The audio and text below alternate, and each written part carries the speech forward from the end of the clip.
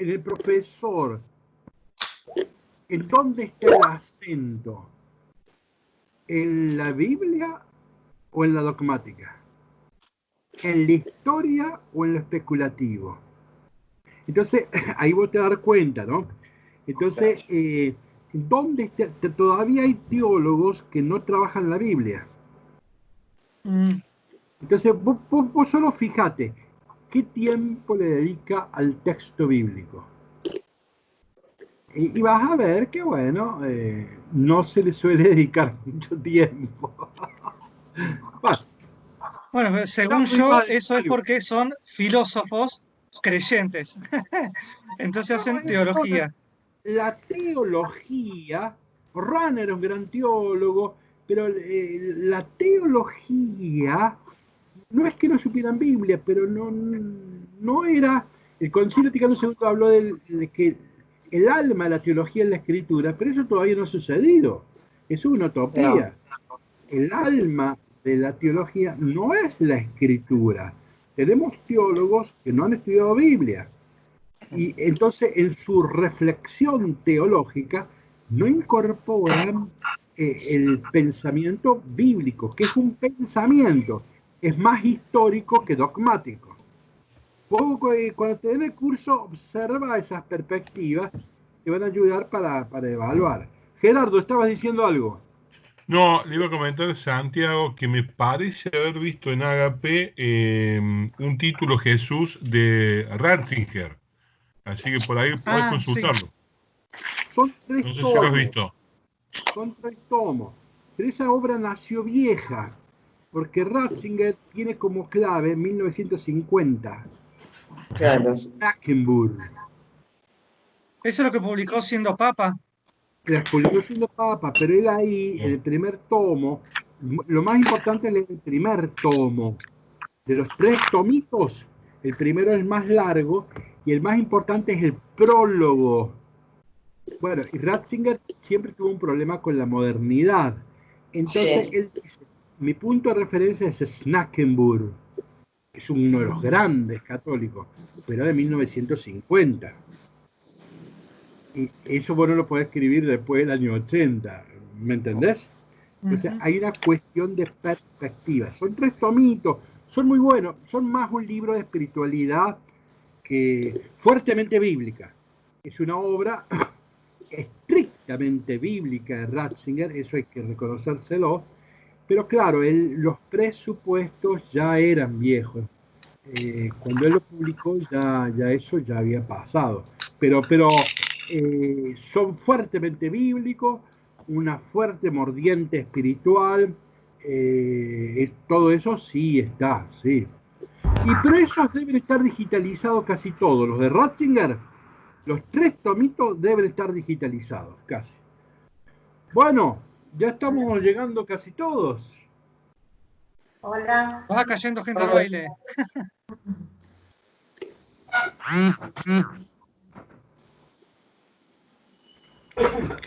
Hola. Buenas tardes. Bueno, vamos a ver quiénes estamos.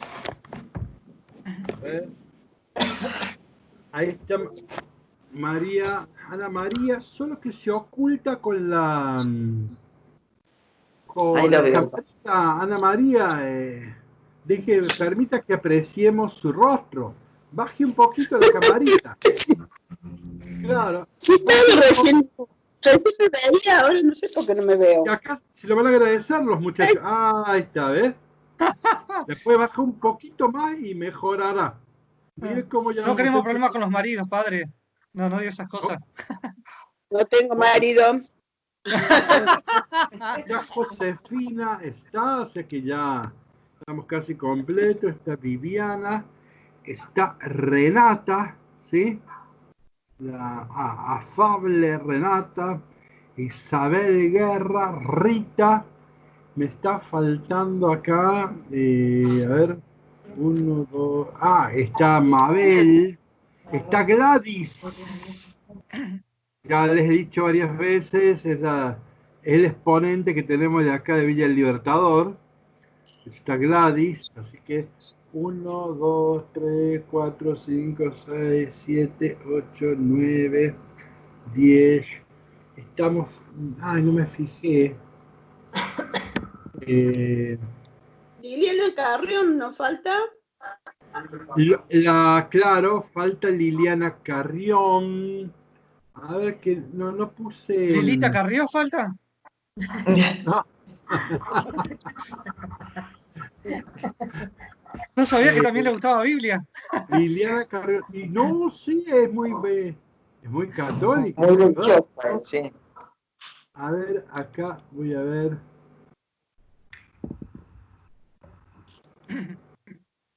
A ver, fijo en el listado. Ahí vamos. Bueno. Está Renata, Mabel, Gladys. Ah, Karina ya entró.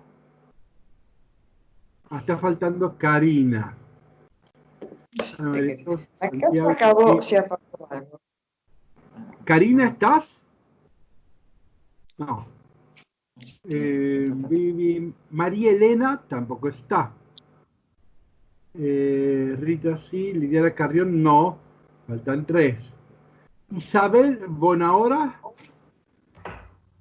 tampoco está.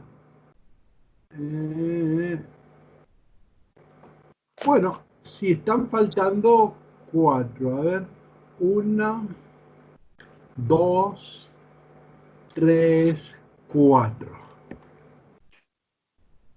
Bueno, todavía faltan 2 minutos. ¿Volvemos a clase, Viviana?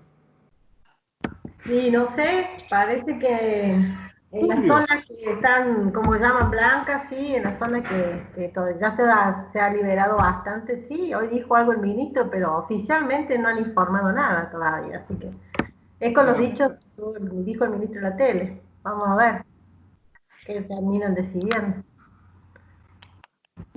En Buenos Aires seguro que no arrancan. ¿Cómo?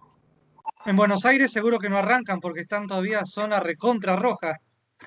Claro. No obstante, vos sabés que en Buenos Aires, en la Cava, hay como 11.000 infectados. En San Isidro. ¿Cómo?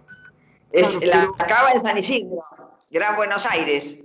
Claro, pero no llegan ni al 0,01%. Es poquísima la gente. Lo que pasa es que están amontonados. Claro, ese es el tema. Después, ustedes saben que hay un tercio de provincias que nunca tuvieron infectados. O sea, no se entiende por qué se habla de pandemia en Argentina cuando los números son muy poquitos. En el país tenemos 22.000 infectados y somos 44 millones. El 1%, Viviana, vos ratificame, profesora de matemática, el 1% de 44 millones sería 400.000. Sí, más o menos. Sí, Más o sí. menos. Ah, está Renata, que es la profe de matemática. Bueno, yo para no hacer disparate, a ver, Agarró la calculadora. Son Está 44 cero, millones. Sí. Somos 44 millones, ¿cuánto sería el 1%? Hay que sacarle 2 ceros, 44 millones. Ahí le saco. Esperen que justo me están mandando un mensaje. Esperen un momentito. Pero con los dedos. No, Con lo de- que estoy contestando el mensaje de mi esposo que me está llamando. Espérenme, porfa. No, pero yo digo, Renata, con los dedos, así, 2 por 3, 4, me llevo 3. ¿Cuánto es? Prende el micrófono. No. Prende tu micrófono. Espera.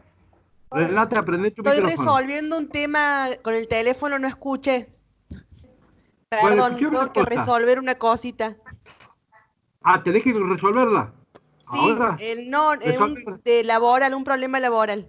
Resolver. Perdón. Bueno, volviendo al argumento, si somos 44 millones de personas y solo hay 22.000 infectados, no da ni 0,0%. No. Nadie se explica Acá, o sea, acá todavía no vino. En otros lugares del mundo sí, ahí tienen Chile, ahí tienen Brasil, pero acá todavía, por eso a mí me parece que va a ser bueno que en julio vuelvan las clases ordenadamente, inteligentemente. Yo creo que sería muy bueno que volviera, por ejemplo, quinto y sexto grado, el resto que continúe medio año así, pero quinto y sexto sería bueno que aprovechen medio año.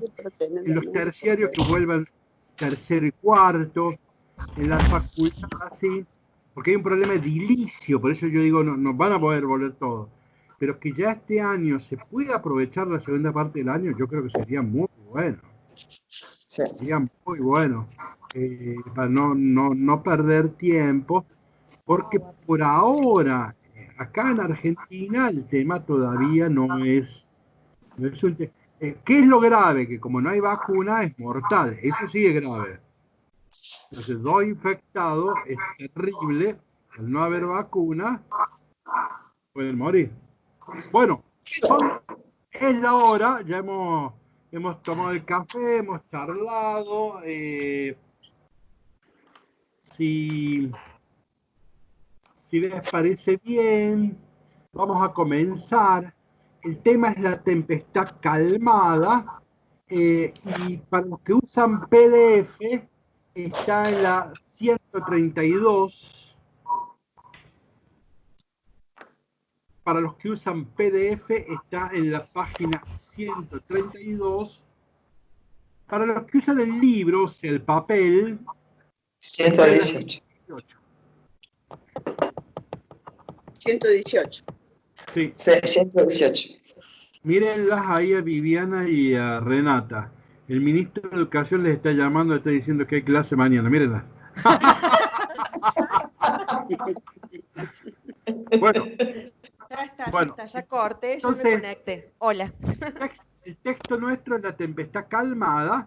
Los que tienen PDF, busquen el PDF, página 132 en PDF. Y quienes tengan libro, o sea, papel, está en la página 118.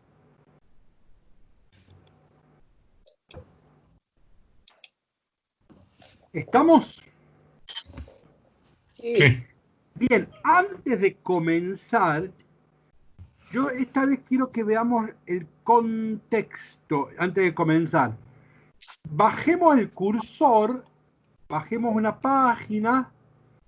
¿Cuál es el segundo episodio, el primer episodio que viene después de La tempestad calmada? El poseso de Gerasa. Bien, esto es muy importante. Después del poseso de Gerasa, ¿qué otro tema viene? Curación de una hemorroísa y resurrección de la hija de Jairo. Perfecto. Entonces tenemos la tempestad calmada, tenemos un endemoniado, el demonio, y tenemos la muerte, la hija de Jairo. O sea, acá Jesús vence a la tempestad calmada, vence al demonio y vence la muerte. Es Jesucristo realmente aparece acá, un ser muy poderoso. Volvamos, pero este es el contexto, o sea que estos tres milagros están encadenados en los sinópticos, ¿no? Por supuesto, sí. Juan no trae nada de esto, ¿no? Entonces, ahora fíjense, del endemoniado de Gerasa, ¿qué se acuerdan? De memoria, nomás, no hace falta que lean. Si no se acuerdan nada, me dicen no me acuerdo nada. Pero el endemoniado de Gerasa o Gadareno, les recuerdo de los chanchitos. Sí. Que le dice que le saca a los demonios y los pone en la piara. Que te hace una profesión de fe el endemoniado, porque le dice Jesús, hijo de Dios, ¿qué tienes contra mí? ¿Qué haces vos acá? No me molestes. Cuando Jesús le preguntó, ¿cómo te llamas? ¿Qué respondió? Legión, ¿era ese? Legión, ¿no? Legión, sí. 500 soldados, bien. Sí. Y estaba en el cementerio, que es un lugar impuro, encadenado. Se pegaba con piedra solo. ¿Y los demonios a dónde fueron a parar? A los chanchos. A los chanchos. Y los chanchos Después se al tiraron por un precipicio. barranco los chanchos después. Bien. ¿Y a dónde cayeron? Al mar, ¿no? Al mar. Al mar cayeron. Entonces fíjense, El lugar el oscuro. mar es el lugar del mal. Está lleno de chanchos. Está lleno de demonios. Gerasa es el lugar de los paganos y los demonios. Adelanté esto brevemente, solamente porque ahora van a cruzar la barca y van a Gerasa. Volvamos y vamos ahora sí a volver y comenzar, ¿sí? Pero entonces, estamos entonces en la tempestad calmada, ¿sí? La tempestad calmada y por supuesto, como siempre, leemos primero Marcos, después Mateo y Lucas. Quien quiera empezar a leer Marcos, adelante. A ver, leo. Y les dice aquel día, llegado el atardecer, pasemos al otro lado. Y dejando a la gente, le tornaron como estaba en la nave. Y otras naves estaban con él. Y se hace una gran tempestad de viento, y las olas se echaban en la nave, de modo que la nave ya se llenaba. Y él estaba en la popa, sobre el cabezal, durmiendo. Y le despiertan y le dicen, Maestro, ¿no te importa que nos perdemos? Y despertándose, conminó al viento y dijo al mar, Calla, enmudece. Calmó el viento y se hizo una gran bonanza. Y les dijo, ¿estáis tan acobardados? ¿Cómo no tenéis fe? Y temieron con gran temor. Y se decían unos a otros, ¿quién pues es este que hasta el viento y el mar le obedecen? Correcto. Alguien que quiera leer Isabel Guerra, si baja un poquito la cámara, te vemos un poquito más. Te estamos viendo. Ahí está. Parecía que tenía. Bueno. A ver, alguien que quiera leer la versión de Mateo, por favor.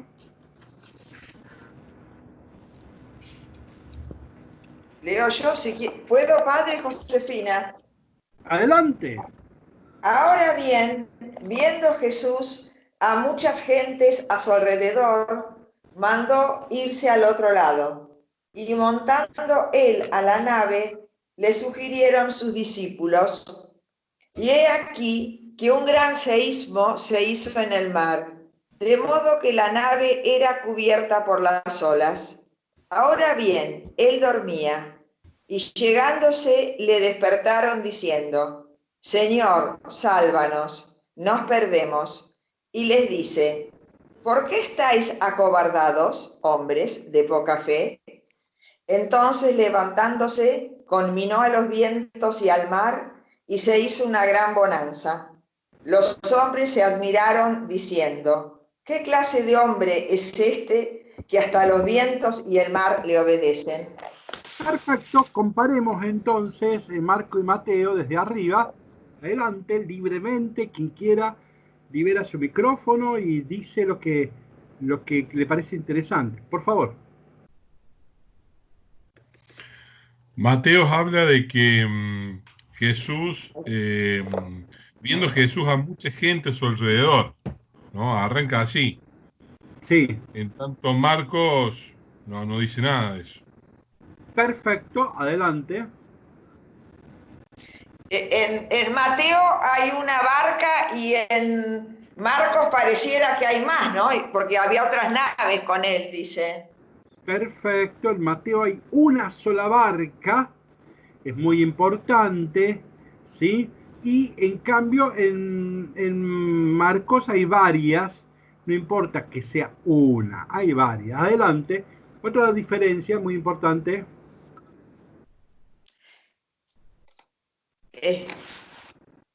Perdón, en Mateo hay el seísmo es un terremoto y bueno, en Marcos un viento. Bien, el seísmo es un terremoto y lo otro es un viento fuerte, ¿no? Ahí hay una gran diferencia entre seísmo. Es propio de Mateo y propio de la literatura apocalíptica. Es mucho más grave, ¿no? Una cosa un ventarrón y otra cosa un hecatombe, donde tiembla la tierra y parece que todo se viene abajo, el sol y las estrellas. O sea, es una gran diferencia de Mateo y de Marcos. Otra anterior que nos habremos dejado. ¿A qué hora está sucediendo todo esto según Marcos? Según Marcos, al atardecer. Al atardecer, ¿no? Estamos entrando a la noche, cambia el día, ¿no? O sea que esto está sucediendo de noche, esta travesía, ¿no? Adelante, sigamos marcando otra diferencia.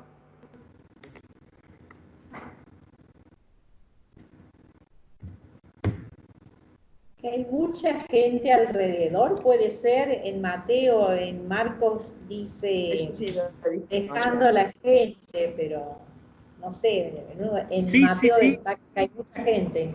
Está bien, Isabel, bien, bien. Adelante, seguimos. María Elena, padre. Ahí hay una expresión en Marcos, y dejando a la gente, le tomaron como estaba. Sí. No lo, o sea, le parece siguieron que son ellos los que lo llevan, ¿no? Parece que son los discípulos los que lo llevan. En cambio, Mateo marcó la diferencia, ¿no? Es él el que mandó. Y son los discípulos los que lo siguen. ¿Sí? Ven que en Marcos parece que fue una idea de los discípulos. En cambio, en Mateo es una idea de Jesús y los demás lo siguen, ¿no? Siguieron, sabemos que es el verbo del discipulado, ¿no? Mateo ha convertido este relato, más que en un relato de milagro, en un relato de seguimiento, ¿no? Bien, seguimos, otra diferencia. Marcos dice que cuando lo despiertan, Marcos dice que lo increpan. ¿No te importa que nos perdemos? En cambio, Mateo le dice, Señor, sálvanos. Estaban asustados. En los otros estaban enojados, en Marcos, y en Mateo estaban asustados. Bien, en Marcos parece que están enojados, ¿bien? Lo están increpando. No te importa, es dura la crítica, ¿no? No te importa. En cambio, en Mateo el Marco dice maestro. Al lado de la derecha, me adelanto. ¿Cómo dice Lucas? Señor. Preceptor, nos perdemos. Ah, preceptor, sí. Mateo dice señor. Creo que siempre hay diferencia. Lucas siempre privilegia el preceptor, Marcos privilegia el maestro y Mateo el señor, que es el Kyrios, teológicamente, y sálvanos. A ver, los que tengan mi edad, Kyrie eleison, Cristo eleison, ¿qué es Kyrie eleison? Señor, sálvanos. Ve que es una aclamación litúrgica. En Mateo hay una nave, es la iglesia, son discípulos y hay una aclamación litúrgica. Kyrie eleison, Señor, sálvanos. Es algo muy religioso. En cambio, en Marcos no, están enojados los discípulos. Bien, sigamos.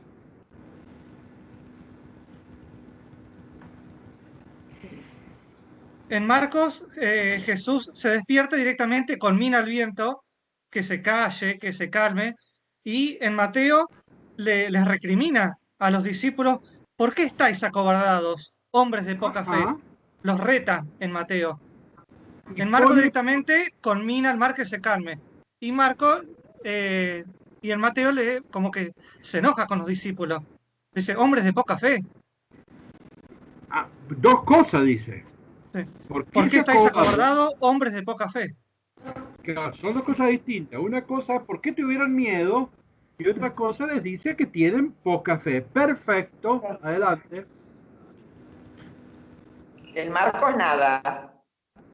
Marcos nada, adelante.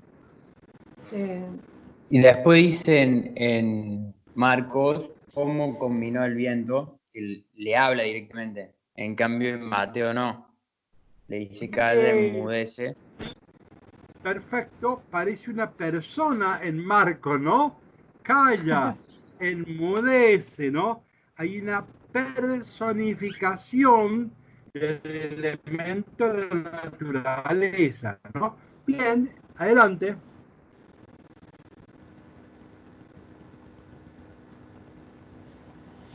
En Marcos temieron con gran temor, y en Mateo dice que se admiraron. La frase anterior, a ver, Santiago, la frase anterior. Marcos. En Marcos, ¿por qué ¿cómo no tenéis fe? ¿Ven la diferencia con Mateo? Acá no tienen fe. En Mateo, ¿qué pasa con la fe? Es poca. Le dice hombres de poca fe. Es poca. Ve que en Mateo, en Marcos es más duro Jesús. Ustedes no tienen fe. Recuerden que siempre Marcos es muy duro con los discípulos. Mateo suaviza y Lucas más. Entonces dice, tienen poca fe. No es que no tienen fe, no es para tanto. Adelante. No obstante, en los dos casos, primero está el miedo y después está el problema de la fe. Adelante. Marcos dice, ¿quién es este que hasta el viento y el mar le obedecen? Y en Mateo, ¿qué clase de hombre es este que hasta los vientos y el mar le obedecen? Como que es un poco diferente la expresión. Bien. ¿Quién es este y el otro qué clase de hombre es este? Perfecto, está muy bien. Ahora, a ver, tal vez me adelanto con la... Bueno, y obedecen, ¿no? Sí, ambos el mar le obedece. Bien. La palabra obedecer del latín es ob audire. Ob audire, de ahí viene audición. Es que es el verbo más oír. importante de los judíos. El latín es obedecer, es escuchar. Una persona obediente no es una persona temerosa al superior, es una persona que escucha, en latín. En griego es lo mismo, acuo, de ahí viene acústica. Y en el hebreo es Shema. ¿No? Entonces, entonces, ahora fíjense que en Marcos había callado. Y ahora el mar obedece. Calla y enmudece, claro. Ahora, cosa que no han hecho los discípulos. Los discípulos no obedecen. Fíjense, la pregunta en Marcos, el final de Marcos. Y temieron con gran temor y se decían unos a otros, ¿quién es este que hasta el viento y el mar le obedecen? ¿El texto termina bien? ¿Qué significa esa frase, esa interrogación, ese interrogante? Una duda. Una duda. Si ustedes miran Mateo, los hombres se admiraron diciendo, ¿qué clase de hombre es este que hasta el tiempo y el mar le obedecen? ¿Es duda en Mateo? ¿O es admirativa? Es más vale de admirativa. Ven que son distintos, ¿no? En Marcos dice, no, esto no sirvió para nada, este milagro. Entonces, a la larga, ellos no terminan creyendo. No, en Mateo sí. Bueno, vamos rapidito a Lucas. ¿Alguien que quiera leer la versión de Lucas? Valentina tiene apagado el micrófono. María Elena, padre. Ahora Adelante. bien, sucedió uno de los días y él montó en una nave y sus discípulos y les dijo, pasemos al otro lado del lago. Y zarparon. Navegando ellos, se durmió y bajó una tempestad de viento al lago y se anegaban y peligraban. Ahora bien, llegándose, le despertaron diciendo, preceptor, preceptor, nos perdemos. Él, despertándose, conminó al viento y al oleaje del agua, y cesaron, y se hizo una bonanza. les dijo, ¿dónde está vuestra fe? Atemorizados, se admiraron diciéndose unos a otros, ¿quién pues es este que hasta los vientos ordena y al agua? Bien, en realidad el texto es muy diverso, pero nos podemos concentrar en la pregunta al final. Fíjense, antes del final les dijo, ¿dónde está vuestra fe? Si hacemos un esquema, ¿en Marcos los discípulos tienen fe? No. No. En Mateo tienen poca, una cuestión cuantitativa o cualitativa, digamos. Tienen una fe pero desmejorada, ¿no? Y en Lucas parece que tienen fe. Y probablemente no sea una fe mala, pero parece que están desubicados, ¿no? Entonces, parece que en este momento les está costando focalizar el sentido de la fe, ¿no? Entonces, son diversos.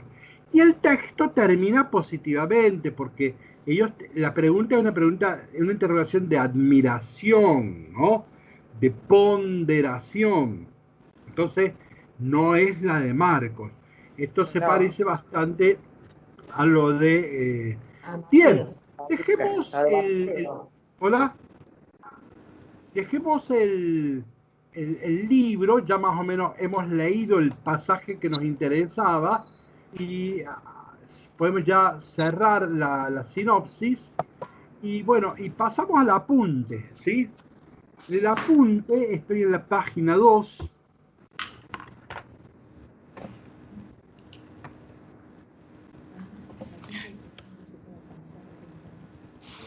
¿Están en la página 2 del apunte? Los contactos de los relatos. Bien, eso yo lo hice al arranque, sin detenerme mucho, pero es importante saber qué sucede antes y qué sucede después, cómo viene la película.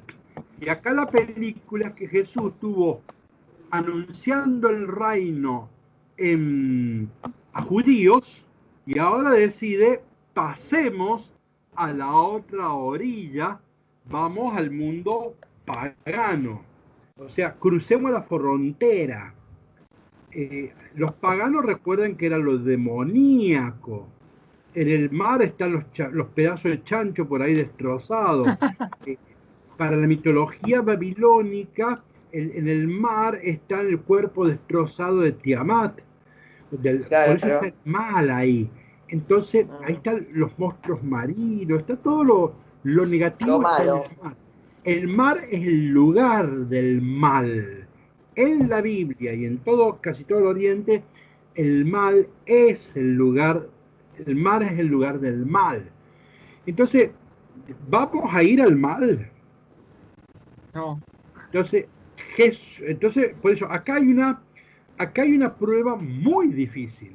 ¿Seremos capaces de abrirnos a lo diferente? ¿Queremos abrirnos a lo diferente?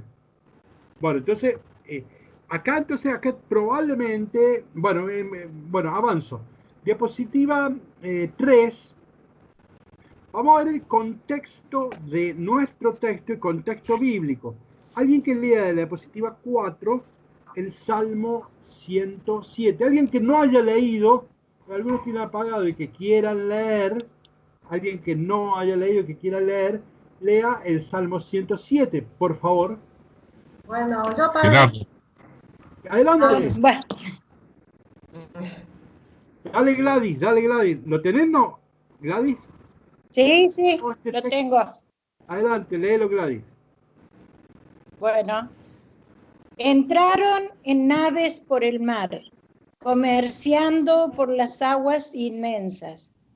Él habló y levantó un viento tormentoso que alzaba las olas a lo alto. Y clamaron a Yahvé en su angustia, y lo arrancó de la tribulación. Apaciguó la tormenta en suave brisa, y enmudecieron las olas del mar. Se alegraron de aquella bonanza, y él los condujo al ansiado puerto. Fíjense que este salmo es la experiencia de alguien que está en crisis, perseguido, Y este salmo podría orientar a la comprensión de lo que acabamos de leer. Alguien que lea la diapositiva 5. Este es un texto del Qumran, son los esenios, son judíos piadosos. Miren lo que este poema. Adelante, alguien que lo quiere leer. María Elena Rodríguez. Bueno, yo estuve como un himno de Qumran. Yo estuve como el marino en una nave, presa de la furia de los mares. Sus olas y sus aguas todas rugieron contra mí.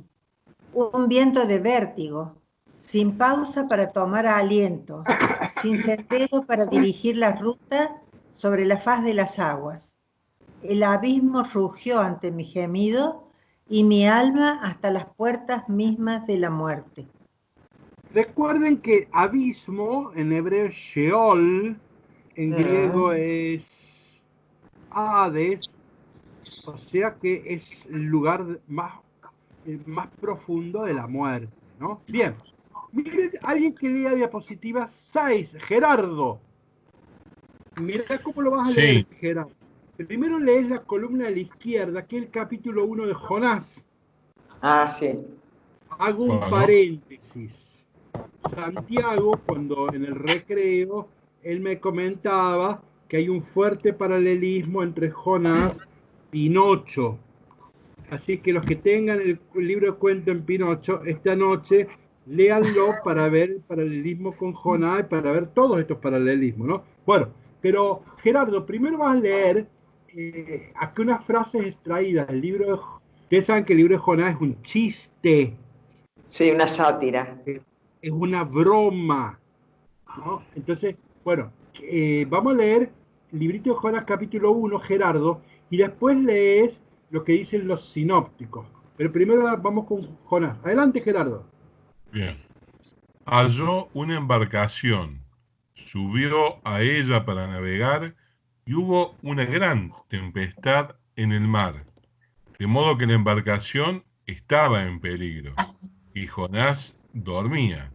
El jefe se acercaba a él y le dice: levántate, tal vez Dios nos salve y no perezcamos. Y el mar sosegó su ímpetu y los hombres quedaron llenos de gran temor. Subió a una barcaza mientras navegaban. Hubo una conmoción en el mar, de suerte que estaban en peligro.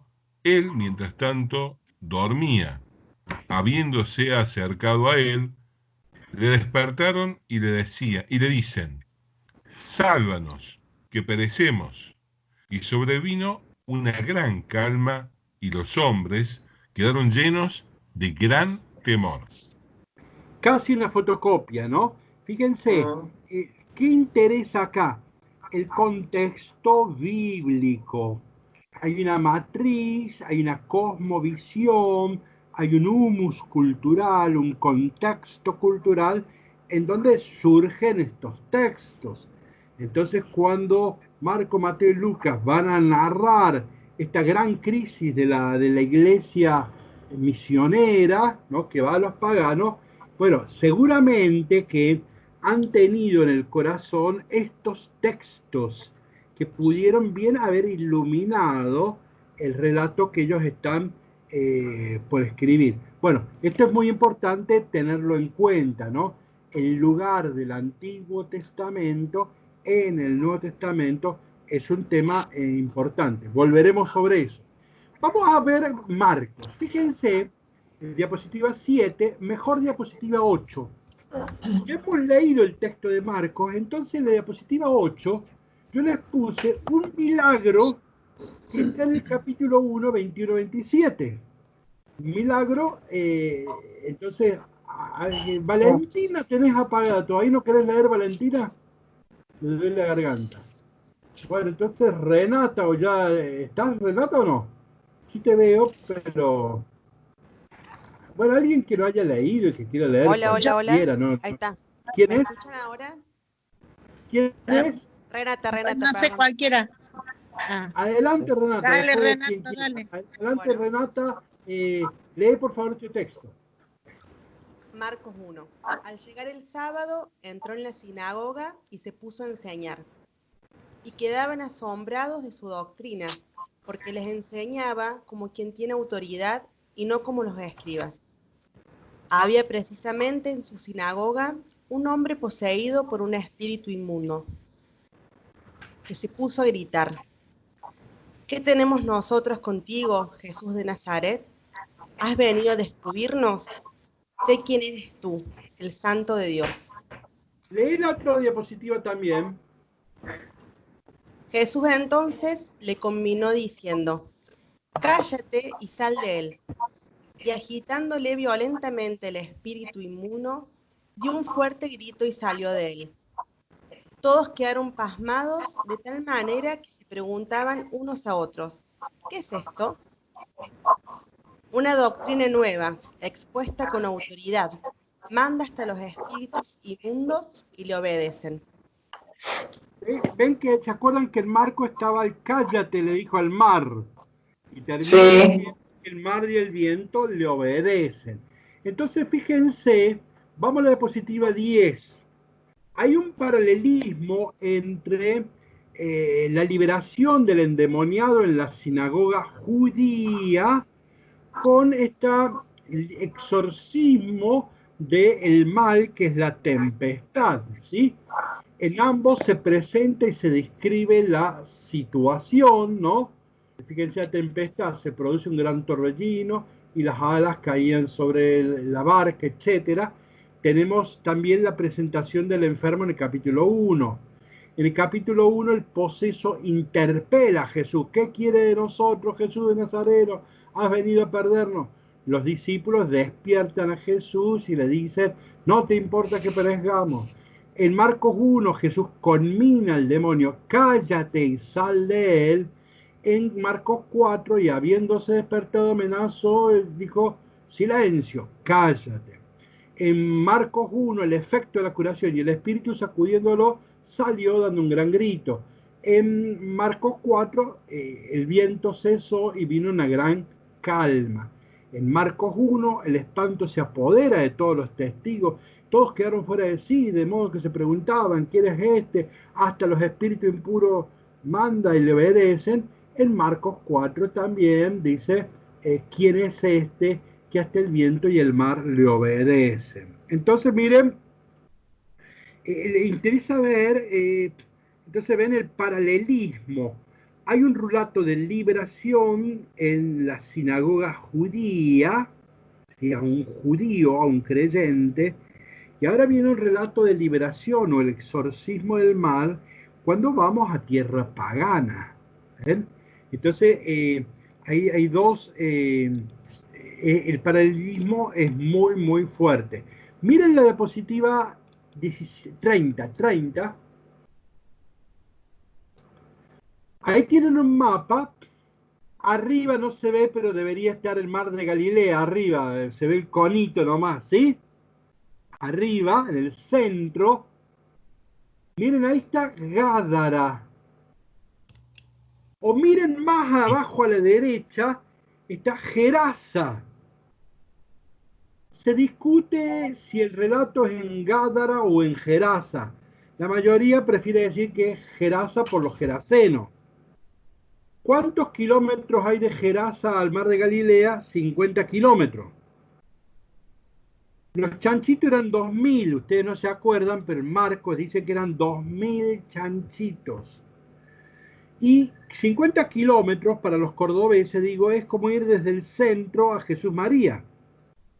Se imagina que los chanchitos hasta que llegan al mar corriendo les dan un infarto, no llegan. Un chanchito no puede correr 50 kilómetros, le dan un infarto. O sea que el endemoniado de Gerasa no es que sea un relato histórico, un relato simbólico. El enfermo estaba encadenado, estaba en el cementerio, en lugar de lo impuro, va a parar a los chanchos que son impuros, y los chanchos van a parar al mar, que es el lugar de la impureza, ¿sí? O sea que hay una lógica simbólica muy, muy clara. Pero a nosotros lo que nos interesa es esto. Es el demonio. A ver, nosotros no nos damos cuenta lo que es para un judío el mundo pagano. Entonces, realmente es lo diabólico, realmente es lo absolutamente negativo. Entonces, la iglesia primitiva quiere abrirse a las nuevas tierras, pero bueno, acá hay una gran resistencia, algunos quieren, otros no quieren. Cruzar a la otra orilla, fíjense, cruzar a la otra orilla, no sé si alguna vez les tocó a ustedes en la vida cruzar a la otra orilla. No sé si alguna vez tuvieron que pasar la frontera, si alguna vez tuvieron que ir a lo totalmente extraño, ¿no? Entonces, un viaje a la luna, por ejemplo, un viaje al centro del océano, no sé si alguna vez les ha pasado. O sea, cruzar la orilla es una experiencia de horror, de miedo. De esto están hablando Marcos cuando dice noche, viento y tinieblas. Noche, viento y tiniebla en la Biblia es el caos.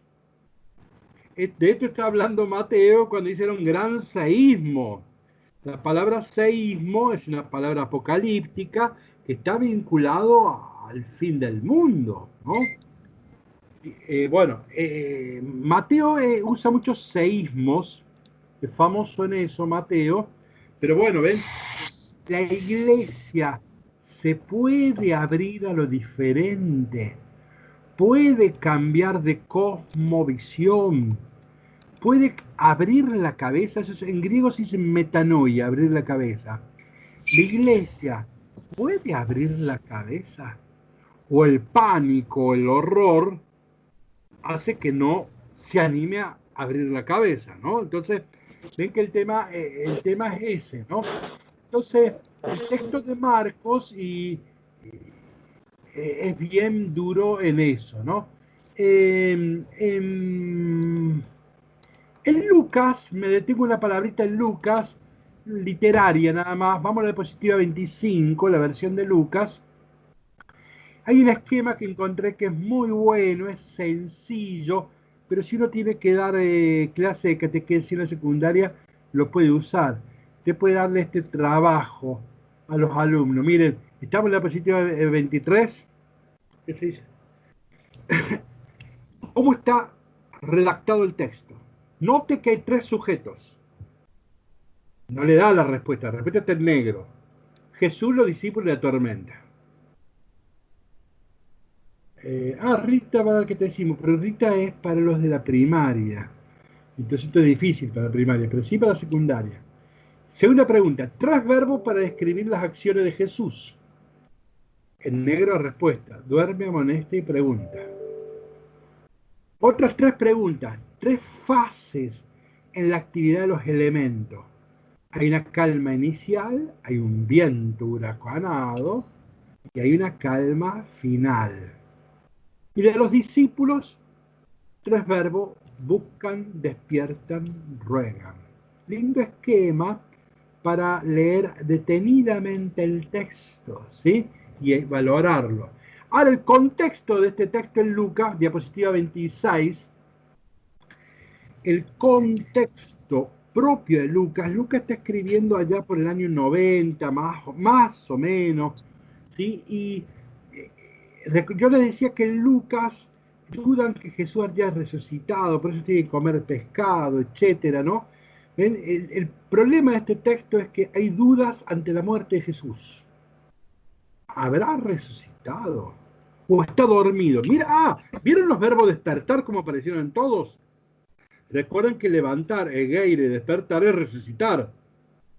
O sea, la iglesia se está abriendo al mundo pagano y Jesús parece dormido, parece muerto.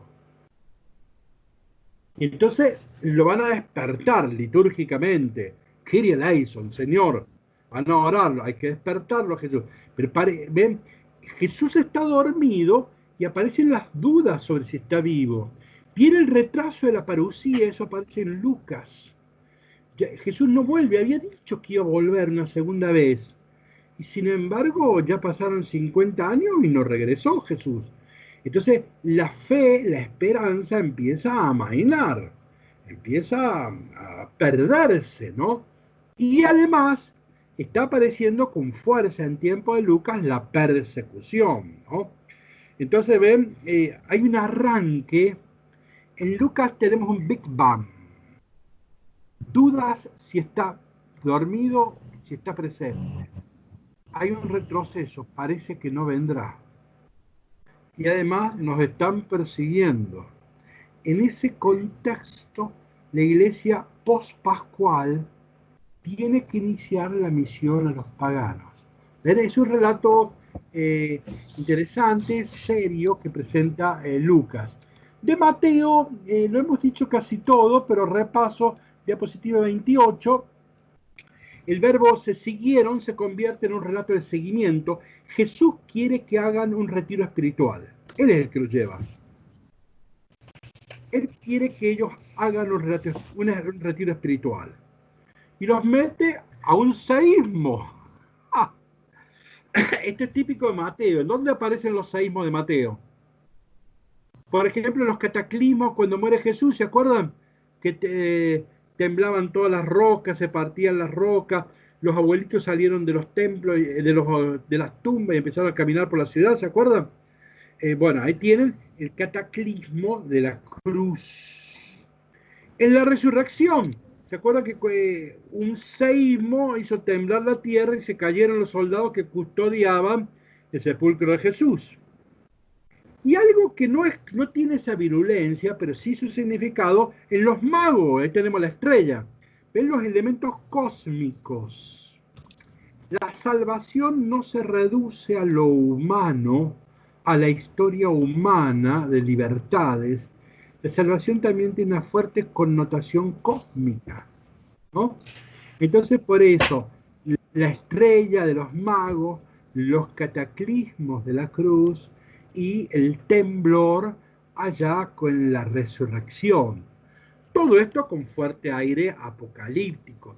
Por eso, miren la prueba. Jesús dice, bueno, yo los voy a probar. ¿Usted quiere ser mi discípulo? Síganme. Vamos a hacer un retiro espiritual. Y les hace que se enfrenten con un seísmo, ¿no? Acá están mejorados los discípulos, versículo 27, acercándose ellos, ven, se acercaron, le despertaron, no le gritaron, y imploraron, Señor, salva, no hubo ningún reproche. Bueno, Jesús le dice, hombres de poca fe, otra característica de Mateo. En Mateo los discípulos, cuidado, tienen fe, en Marco no tienen. En Mateo tienen fe, pero poca. Cuando va a curar a un pagano, la cananea dice, grande es tu fe. Cuando va a curar a un pagano, el centurión, grande es tu fe. De los paganos los elogia y siempre dice, grande es tu fe. En cambio, los discípulos le dicen, lamentablemente no tenían tanta fe. Tenían, no es como Marco, pero es poca fe. La característica de los discípulos en Mateo es que tenían poca fe. Recuerden de memoria lo que ahora voy a contar. Cuando resucita Jesús en Mateo, allá en el capítulo 28, 16 al 20, digo de memoria, fueron al monte los discípulos y dice, algunos se postraron y sin embargo otros dudaron. O sea, en la resurrección todavía están dudando. Entonces, tienen siempre poca fe los discípulos, ¿no? Entonces, bien, es un tema interesantísimo de Marcos, de Mateo, ¿no? ¿Qué es creer, no? Que creer no es poseer, no es dominar, ¿no? Bueno, este de la poca fe es un tema que merecería estudiarse aparte, ¿no? Bueno, dejamos ahí Mateo y me quiero detener un minuto.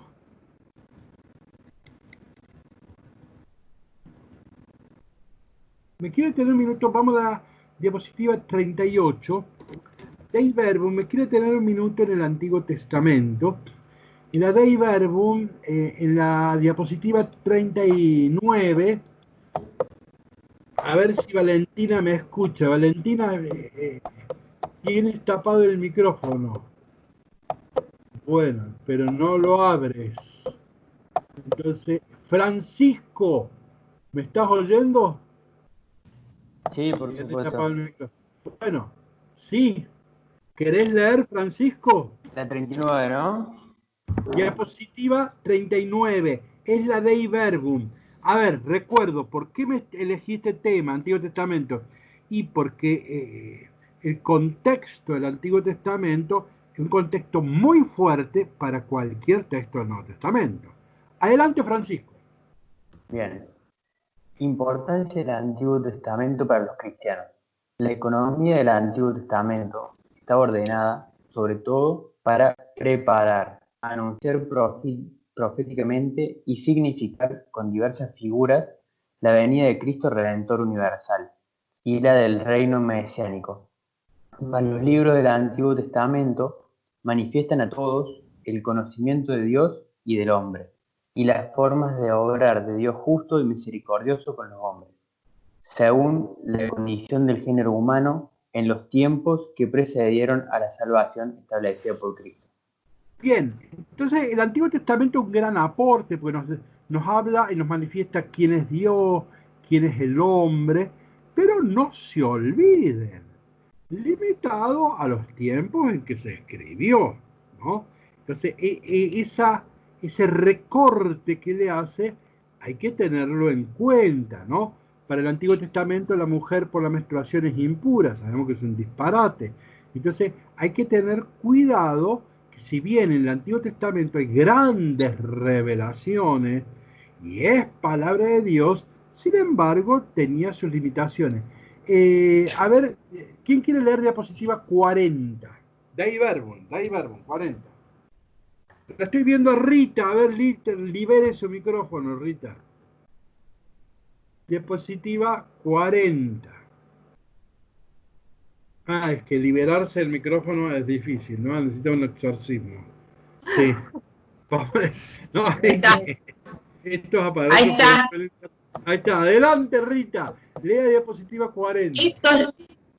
Bueno, estos libros, aunque contengan también algunas cosas imperfectas y adaptadas a sus tiempos, demuestran, sin embargo, la verdadera pedagogía divina. Bien. ¿El Antiguo Testamento tiene cosas imperfectas? Sí. Y muchas, no algunas, no pocas, muchas. Sin embargo, es palabra de Dios porque se inserta dentro de la pedagogía de Dios.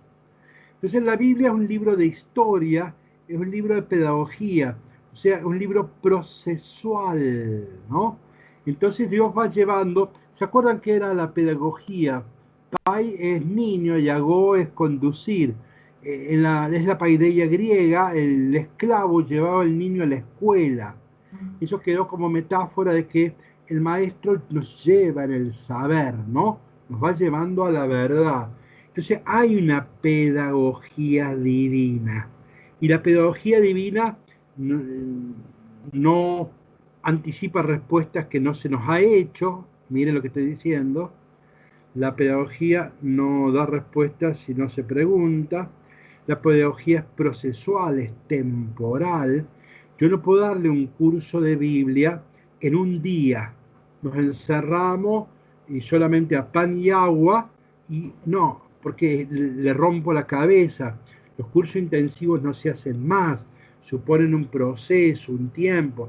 Las materias deben durar un año, porque el alumno va incorporando datos progresivamente, y a mitad de año se empieza a dar cuenta de lo que comenzó. O sea, la temporalidad es clave. A eso nos referimos pedagogía. Bueno, Dios en su pedagogía hemos ido caminando. Algo nos enseñó Abraham, algo en David, algo en Moisés, y algo en María y algo en Jesús. O sea, hay una pedagogía. Claro, si yo solo leo ese texto es un disparate. Entonces, si yo solo leo Job como respuesta al problema del sufrimiento, es un macanazo.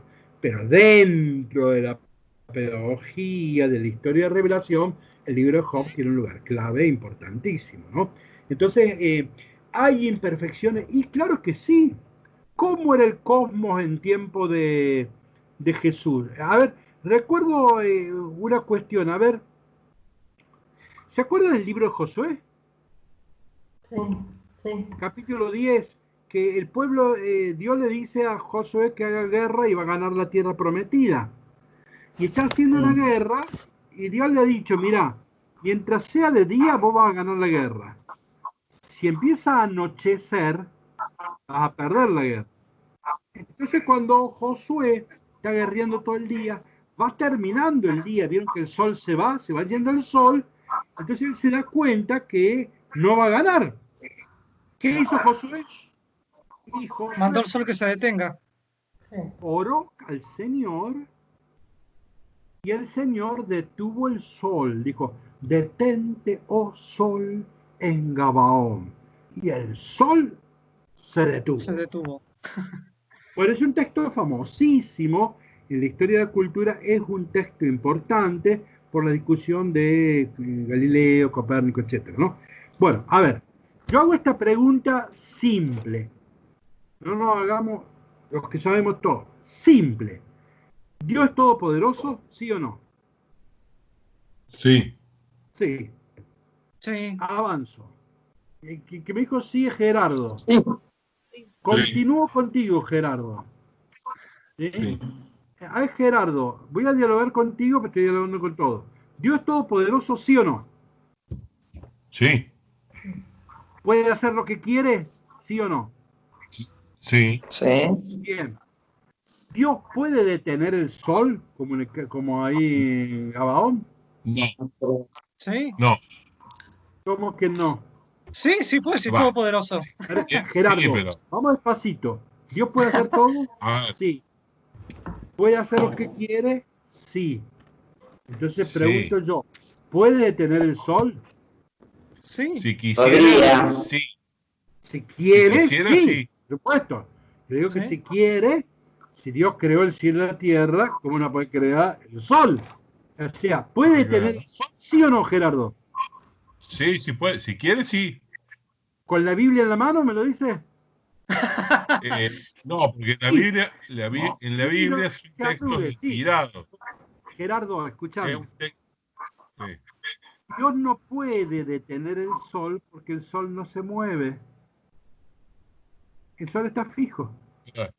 Sí, claro. Claro, lo que pasa es que la Biblia, la cosmología, la cosmología vieja, perimida, es la cosmología de Ptolomeo, de Aristóteles, en donde el centro del universo es el planeta Tierra y todos los demás giran alrededor de la Tierra. Para la Biblia, Dios puede tener el sol, que es todopoderoso, porque el sol le queda vuelta. Pero de Copérnico y Galileo para acá sabemos que es exactamente al revés. ¿Está claro? El sol está fijo y nosotros damos vuelta.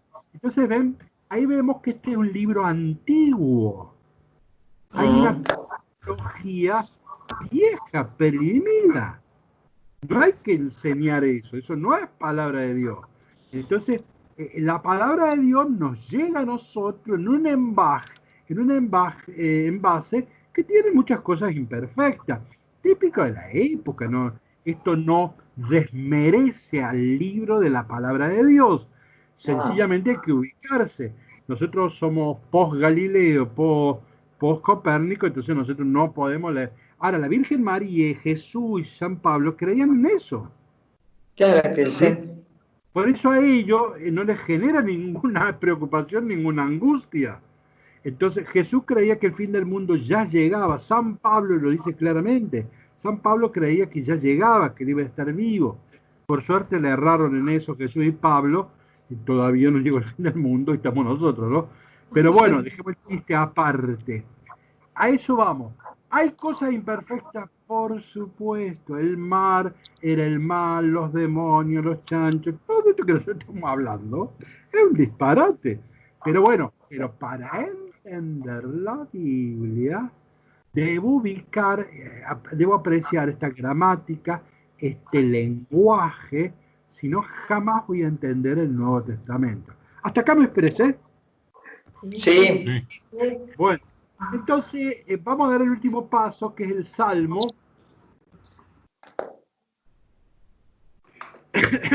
Fíjense, diapositiva 42. Sí. Recuerden que el Salmo 1 y 2 son salmos huérfanos porque no tienen título. Ya del 3 en adelante son salmos con títulos. ¿Sí? Para expresar el lamento. Acá hay un pequeño detalle, miren. Este se parece al anterior, pero con una diferencia, miren. Al maestro de coro para instrumentos de cuerda. Eso en el otro decía lo mismo. Y ahora agrega, sobre la octava. ¿Qué es sobre la octava? Era una modalidad que servía para expresar el lamento. O sea, vamos a cantar. Es como si yo te digo, canta este poema. ¿Y cómo lo canto? Como la lambada. Ah, bueno, es un ritmo, ¿ves? O te das cuenta. No es una chacarera, no es una samba, ¿sí? Entonces, bueno, esas son indicaciones que el maestro de coro le daba al guitarrista, son instrumentos de cuerda, para que cante, ¿sí? En un lamento, en un velorio. Esto no es la lambada. Esto es para un velorio. Bueno, a veces una lástima que no todas las Biblias traen esas indicaciones. Ustedes pues chequen su Biblia, no suelen traer todas esas sobre la octava. Una lástima, pero bueno. Entonces yo ya sé que género literario es un salmo de lamento. Yo ya me voy predisponiendo a que vamos a leer. Por favor, alguien que quiera leer la diapositiva 43. Recién vi, Karina, que liberaste el micrófono. ¿Lo vas a liberar de nuevo? ¿O tu voz está reservada para los dioses? Adelante, lee, Karina, la diapositiva 43. ¿Sí? Dice, David, no me reprendas con ira, no me castigues con cólera. Piedad de mí, David, que desfallezco. Cura, David, mis huesos dislocados. Respiro descompasadamente. Tenemos algún problema acá, ¿no? ¿Qué problemas tenemos?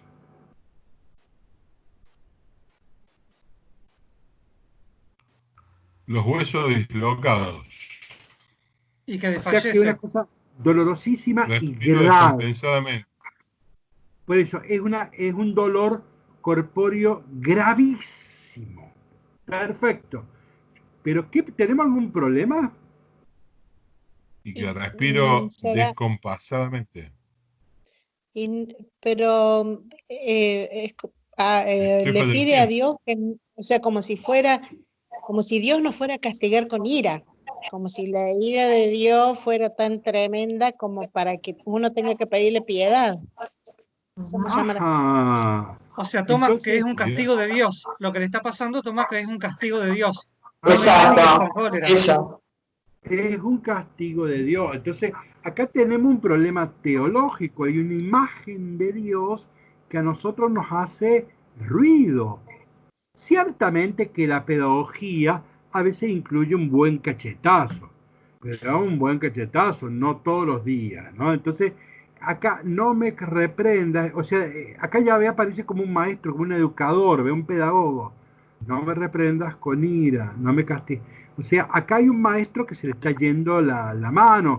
¿Se acuerdan cuando éramos niños, la letra con sangre entra? Bueno, los mayores recordarán esta frase. Bueno, no puede ser, eso era Pestalozzi, un pedagogo. Bueno, entonces, acá ahí tenemos un problema, ¿no? El otro problema es que este muchacho es pecador, no sé yo mucho, no es muchacho, no me grande. ¿Es un pecador? Aparentemente. Aparentemente un enfermo nomás. Vamos a leer el Salmo y vamos a ver que no es un pecador. No, de enfermedad. Claro, por eso. El problema de la Biblia, acá, ha mezclado enfermedad y pecado. Sí. Eso es común en el Antiguo Testamento. Estamos en el Antiguo Testamento, en el libro de Job. Si vos estabas enfermo era porque vos o tu familia habían pecado. Si tenías una enfermedad siempre era porque vos o tu familia algo habían hecho en algún momento y Dios te castigó. Santiago, ¿cómo comienza el capítulo 9 del Evangelio de Juan? En el principio el Logos estaba junto a Dios. 9, capítulo 9. Había que buscar. No me acuerdo de memoria. El ciego de nacimiento, Santiago, ¿cómo comienza? A ver, danos tiempo, Había un ciego, dice, ¿quién era pecado, este o sus padres? ¿Se acuerdan? Sí. Bueno, ¿ves? Ven que en el Nuevo Testamento también lo tenemos. Esto es típico del Antiguo Testamento, pero en el Nuevo Testamento también lo tenemos. A Jesús le preguntan, dime, ¿quién ha pecado? Él, porque es un ciego, un enfermo. Luego es un castigo de Dios. Entonces le preguntan, ¿quién ha pecado? ¿Él o sus padres? ¿Ven? Eso se llama teología de la retribución. Como no había resurrección, las penas, los castigos y los beneficios se dan en la tierra. Si vos sos bueno, vas a tener muchos beneficios. Si sos un pecador, Dios te va a mandar castigos. Por eso las personas ricas se creían beneficiadas por Dios, se creían los ricos que eran muy buenos y Dios los había beneficiado con riquezas, con dinero. Las riquezas y la salud, ¿no? Eran signos de la bendición de hoy. ¿Vieron los evangélicos de hoy? Los que hacen la teología de la prosperidad. Si vos estás sano es que Dios está contigo. Si tenés trabajo, Dios está contigo. Bueno, la teología de los evangélicos es esta. Por eso acá tenemos un problema con este salmo, que la teología es del Antiguo Testamento. Entonces acá tenemos el problema de la teología de retribución. Entonces tengo que estar cuidadoso. Cuando leo, tengo que parar las antenas y decir, a ver, guarda el hilo, a ver qué estoy diciendo. Seguimos leyendo el Salmo 44. Adelante, Karina.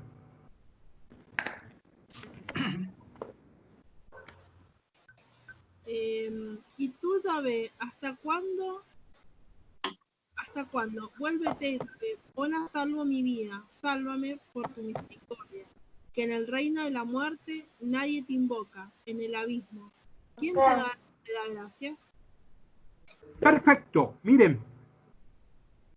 En realidad, el enfermo pone su esperanza en Yahvé. Y el Yahvé que conocemos, el de la misericordia.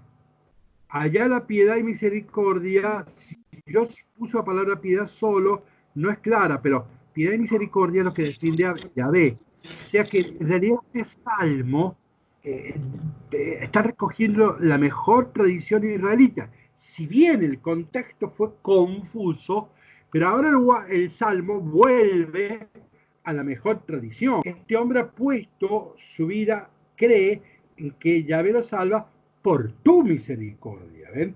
Acá el salmo mejoró. La profesión de fe es excelente. Pero después hay una cosa que es hasta cómica. Fíjense, versículo 6. En el reino de la muerte nadie te invoca. En el abismo, ¿quién te dará gracias? ¿Qué le está diciendo? Lo está chantajeando a Dios. Cuando este salmo se escribe, no se creía en la resurrección. Es un salmo antiguo. Todavía Israel en el 250 a.C. empieza a creer en la resurrección con Daniel, Macabeos y sabiduría. Pero este salmo es más antiguo. Entonces, ¿qué era la muerte? La muerte era el Sheol. ¿Qué era el Sheol? Un lugar donde había... No es que no existías, no es la nada, no. Sos, pero en estado vegetativo. No haces nada, no sentís nada, no te sucede nada. Existís. No es la eliminación, no. Existís, pero en un estado absolutamente vegetativo. No sentís nada, no haces nada. Es el modo más pobre de ser. Es horrible. Eso se llama el Sheol, el abismo. Entonces en el Sheol, a Dios nadie le puede dar gracias. Nadie le puede alabar a Dios, porque en el Sheol no se puede hacer nada.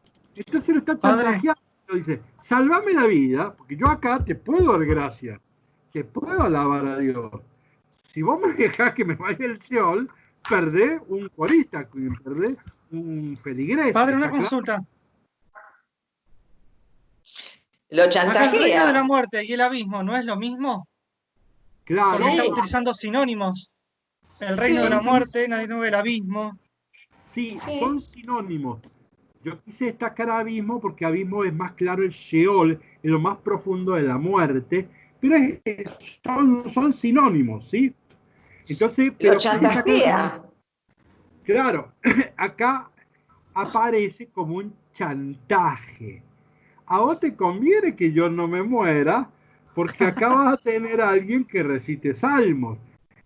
En cambio, en el Sheol perdiste un salmista. Bien, vamos a diapositiva 45. ¿Alguien que quiera leer?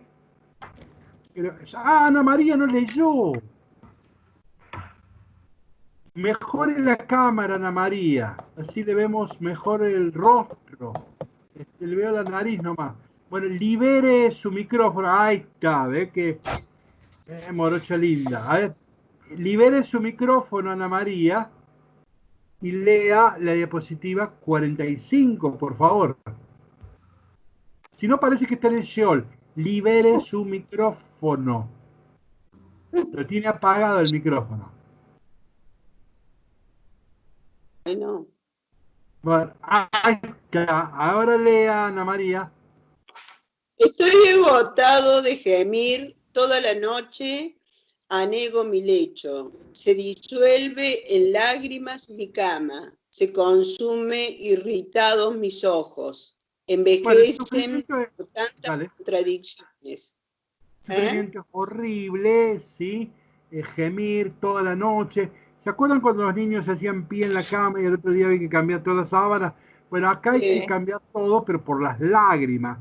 Se la ha pasado llorando toda la noche. Bien, y termina el salmo de una forma sorpresiva. Apartados, en la diapositiva 46, apartados de mí, malhechores, que ya había escuchado mi llanto, ya había escuchado mi súplica, ya había acogido mi petición. ¿Ven? Termina el salmo con una gran esperanza. Él puso su vida en manos de Yahvé y Yahvé lo escuchó. 3 veces uno podría decir el Padre, el Hijo y el Espíritu Santo, pero no hagan esto. No, el 3 es un superlativo, no hagan este disparate, pero si lo rezan solo pueden decir el Padre ha escuchado mi llanto, el Hijo ha escuchado mi súplica, el Espíritu ha acogido mi petición, pero es un disparate, no lo hagan. Y al final queden derrotados, desconcertados mis enemigos, retírense derrotados del mundo. Bueno, yo acá después abajo hago todo un comentario del Salmo, pero queda para la lectura de ustedes. A mí se me ocurrió una idea, se me ocurrió anoche.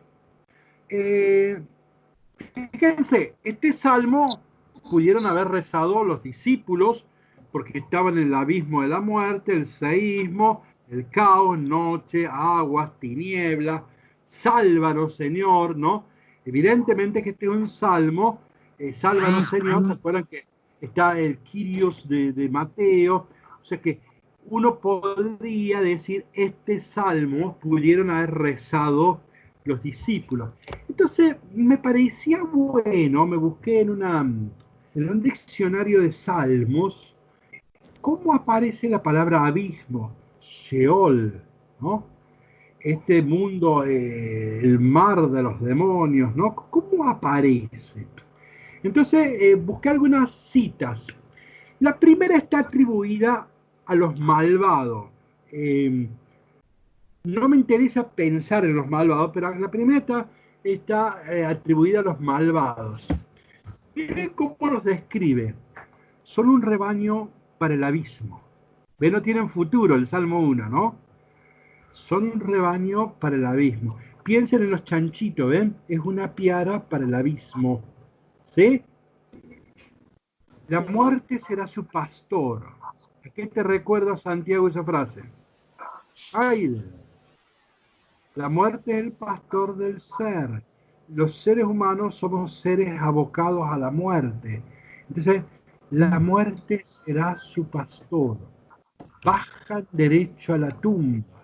El abismo es su casa. Entonces, este es un enfermo que, cuidado, lo estaban llevando al entierro, ¿no? Ardalilo. Y la iglesia, en el origen de la misión, iba a la muerte, iba al abismo, ¿no? O sea que esto es lo que han sentido ellos cuando empieza la travesía por el mar. Cambio el tono de los textos. Diapositiva 18. ¿Alguien que la quiera leer? No, diapositiva 48. 48. ¿Alguien que quiera leer? ¿El Salmo 18 es? Sí. ¿Quiere que lean? Dele. Las olas de la muerte me envolvieron, me aterraron los torrentes devastadores, me cercaron los lazos del abismo, las redes de la muerte llegaron hasta mí, pero en mi angustia invoqué al Señor, grité a mi Dios pidiendo auxilio y Él escuchó mi voz desde su templo. Mi grito llegó hasta sus oídos. Entonces tembló y se tambaleó la tierra. Vacilaron los fundamentos de las montañas y se conmovieron a causa de su furor. Ahí tenemos los seísmos de Mateo, ¿no? Bien pudieron haber rezado los discípulos en la barca esta plegaria, pidiendo a Dios auxilio, ¿no? Bueno, ven que acá el abismo, este texto evidentemente puede servir para rezar el texto de la tempestad calmada. ¿Alguien que quiera leer la diapositiva 49? Yo. Salmo 16:10. Porque no me entregarás a la muerte, ni dejarás que tu amigo vea el sepulcro. Fíjense, ¿cuál es la palabra más importante de toda la Biblia? Amigo. Amigo. Ustedes tienen la antigua y nueva alianza. La palabra alianza es la palabra amistad. A ver, ¿qué creemos? Que Dios es amigo. Y si Dios es amigo, no me va a dejar en la muerte. Fíjense, cuando se escribe este salmo, no se cree en la resurrección. Pero acá ya tenemos la gramática de la resurrección. El creyente cristiano puede leer este salmo en clave de resurrección. Dios es mi amigo. Si es mi amigo, no me va a abandonar en la muerte. La amistad, Gabriel Marcel, es más fuerte que la muerte. Amar quiere decir, tú no morirás. Entonces, ¿por qué creemos en la resurrección? Porque creemos que Dios es nuestro amigo. El único fundamento teológico real de la resurrección, creemos en la resurrección porque Dios es amor, porque Dios es amigo. Y si Dios es amigo, no dejarás que tu amigo vea el sepulcro. Fíjense, un texto del Antiguo Testamento que todavía no cree en la resurrección, sin embargo usted ahí ya tiene la gramática para orar, ¿no? Diapositiva 50, por favor, alguien que lo lea.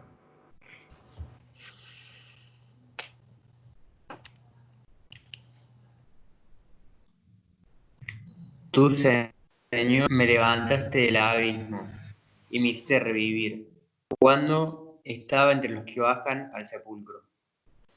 Bien, cuando los salmos se traduzcan al griego, ese levantaste del abismo tiene que ver cuando despertaron a Jesús, se levantó y calmó el mar. Cuando los salmos, en la versión de 70, se traducen al griego, evidentemente los cristianos leyeron la Biblia en griego, no en hebreo. Entonces cuando Mateo, Marco y Lucas leen este texto, hay un marco. Entonces, ¿qué es la tempestad calmada? Es una parábola pascual de la iglesia pascual que comienza su misión. Y por eso esta oración pascual es muy importante, ¿no? A ver, diapositiva 51.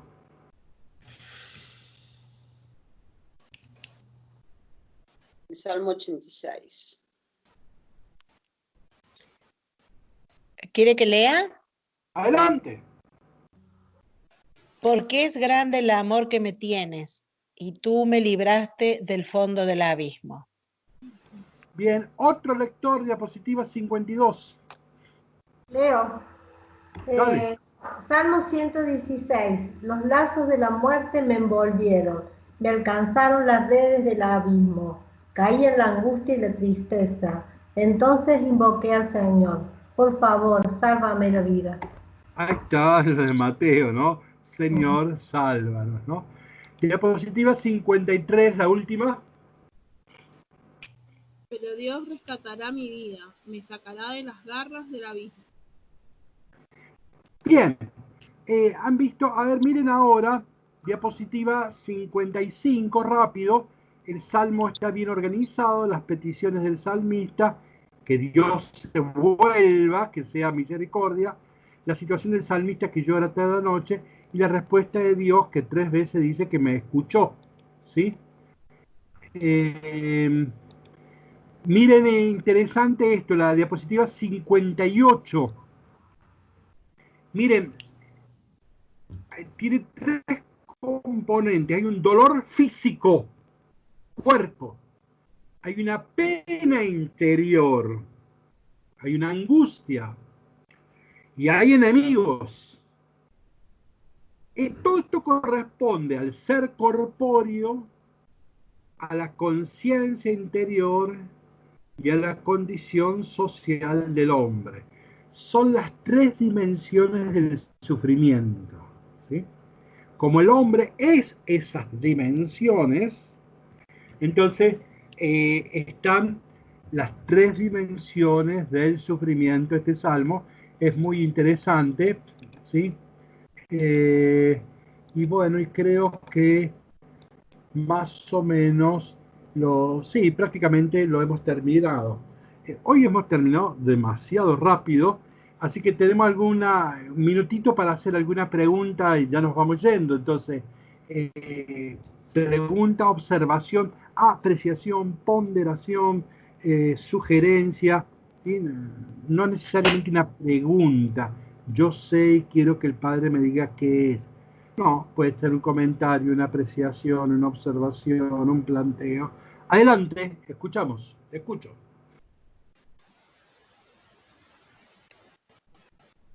Padre, esto es lo de que estamos viendo de la poca fe, incluso, bueno, hasta digamos, el día de Pentecostés, se ve porque murió Jesús y se le acabó el mundo. A los discípulos estaban aterrados y no querían hacer nada. Claro. Entonces, incluso hasta después de haber muerto Jesús, siguen con esa poca fe. Bueno, se nos murió Jesús, ¿ahora qué hacemos? Nada. Entonces, digamos, también tiene relación con eso. Les costó a los discípulos, digamos, tener esa fe y puede ser que, digamos, como una bisagra, el Espíritu Santo. Bien. Agrego en la línea tuya. ¿Qué significa un Jesús dormido? Jesús muerto, hace una analogía a Jesús muerto. ¿Ahora está o no está? Parece muerto, pero no lo está. Por eso está dormido. Pregunto, ¿está o no está? Está de otro modo. Hay otro modo de presencia. Que no dice no estaba. Está, pero dormido, ¿no? Entonces, está de otro modo, ¿no? Y eso se pensaba cuando Jesús resucitó, que en realidad no estaba muerto, sino que estaba dormido. Bien, bien. Pero fíjense los modos de presencia de Dios. A nosotros nos gustaría un Jesús más activo, que nos resuelva más los problemas y no que esté tan dormido, ¿no? Nosotros queremos que Jesús nos resuelva los problemas, ¿no? Y no que duerma. Bueno, ven, ahí tiene un problema de la fe, que es creer. La fe, creer es poseer, es la tranquilidad que me da la posesión. Acá hay cierta angustia, cierta agitación, ¿no? Hay una agitación. Fíjense, la fe a veces aquieta, ¿me expreso? Sí. Pero otras veces inquieta. ¿Ven? Acá está el claro oscuro de la fe. Hay que creer en él, pero está dormido, ¿eh? Claro oscuro. La no posesión de Dios, ¿no? Entonces, La fe aquieta, pero a veces inquieta. Cuando los discípulos creen que lo tienen, en realidad se empiezan a dar cuenta que ya no lo tienen. Bueno, ahí está el problema de la fe. Creer no significa ausencia de problemas, ¿sí? No. Creer a veces es otra mirada, pero no es la mirada que lo resolvió todo, ¿no? Bien, otra apreciación, otra observación, otro comentario. 21 siglos después, hoy la gente también se sigue preguntando, ¿qué hace Jesús que no actúa? ¿Por qué no actúa? Como explicaba usted, ¿no es cierto?, en el curso que hizo de coronavirus por Facebook, que decía, bueno, ¿por qué no actúa Jesús? ¿Por qué no hace nada? ¿Por qué no acaba con esta pandemia? ¿No es todopoderoso Dios? Bueno, hoy, 21 siglos después, como aquellos discípulos que decían, Señor, ¿no te importa que nos muramos, que nos vamos a hundir? Oye, Jesús, ¿no te importa que nosotros hoy nos morimos, que nos infecta esta pandemia? La gente está igual 21 siglos después. Otra observación, otro comentario. Que la fe está relacionada con la confianza. Hola. Sí.